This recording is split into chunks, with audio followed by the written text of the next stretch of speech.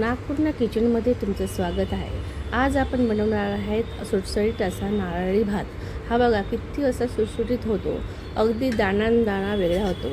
हा पारंपरिक भात आज आपण बनवणार आहोत। चला तर मग बनवूया।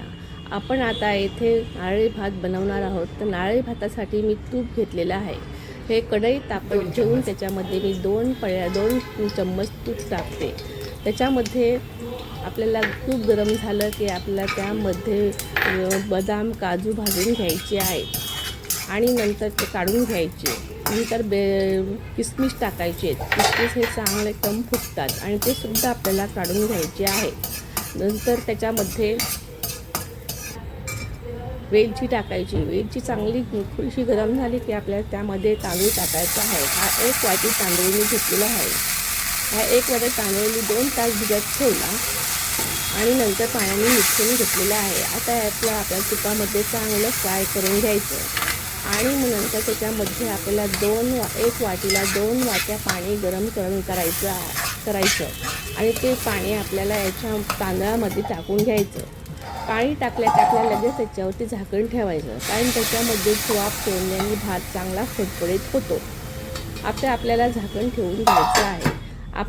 आपण त्याला 2-3 मिनिटांनी लगेच बघायचं आणि वर खाली करून घ्यायचं, म्हणजे चांगलं मिक्स करून घ्यायचं आणि नंतर लगेच त्याच्यावरती झाकण ठेवून आपल्याला 5 मिनटं स्लो आचेवरती आपल्याला तो चांगला भात शिजवून घ्यायचा आहे। फास्ट गॅसवरती ठेवायचा नाही।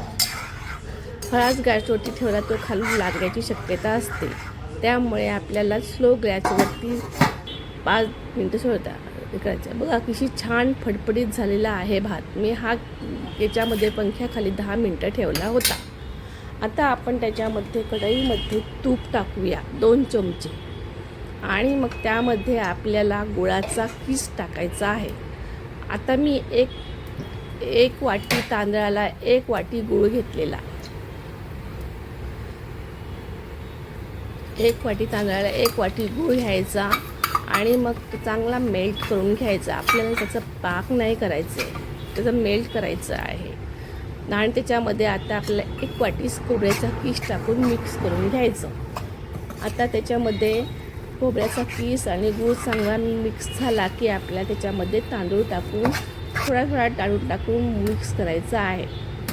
आता आपल्याला त्याच्यामध्ये सुद्धा तांदूळ टाकल्यानंतर खाली वर करायचं आणि चांगला मिक्स करून घ्यायचं। बघा तर आता मी तांदूळ टाकते आणि तो चांगला मिक्स गुळामध्ये आणि खोबऱ्याच्या किसामध्ये मिक्स केला। मिक्स केल्यानंतर राहिलेला तांदूळसुद्धा टाकून घ्यायचा आहे आपल्याला।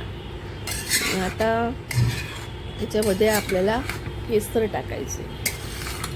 केसर मी हे पाण्यामध्ये भिजत ठेवलं होतं 1-1.5 तास, त्यामुळे त्याचा रंग त्याच्यामध्ये छान उतरतो आणि त्याने भाताला रंगसुद्धा सुंदर येतो। आता आपल्याला त्याच्यामध्ये केसर टाकून घ्यायचं आहे। हे बघा केसर, तुमच्याकडे जर कोणता कलर असेल जिलेबीचा ते तुम्ही थोडासा जिलेबीचा कलर टाकू शकता, पण केसराने टेस्ट वेगळीच येते, अतिशय सुंदर येते आणि कलरसुद्धा अतिशय सुंदर येतो। आता आपल्याला आपण तांदूळ हा 90% शिजवलेला होता, आता 10% तो गुळामध्ये शिजेल। मस्तपैकी आपण वरतून खालून त्याला मस्तपैकी हे करून घ्यायचं, हलवून घ्यायचं, परतायचं। त्याच्यामध्ये आता आपल्याला वेलची टाकायची आहे। वेलची तुम्ही तुमच्या आवडीनुसार जितकं खात असेल तेवढं टाका। नंतर आपल्याला जायफळ वेलची टाकल्यानंतर त्याच्यावरती पुन्हा झाकण ठेवायचं। नंतर त्याच्यामध्ये काजू बदाम आणि मनुके हे टाकायचं आणि मिक्स करून घ्यायचं। चांगलं मिक्स केल्यानंतर वाफ द्यायची, त्याला 1 वाफ पुन्हा आपल्याला द्यायची आहे। हे बघा किती सुंदर असा फडफडीत भात झाला आणि लागायला पण इतका सुंदर आणि टेस्ट लागतो। कलरसुद्धा एकदम सुंदर आलेला आहे। जर बघितला तर इतका सुंदर आणि फडफडीत झालेला आहे, दिसता क्षणी असा खाऊ असं वाटतं। चला तर तुम्ही मग हा भात बनवा आणि लाईक शेअर्स कमेंट्स करा। धन्यवाद।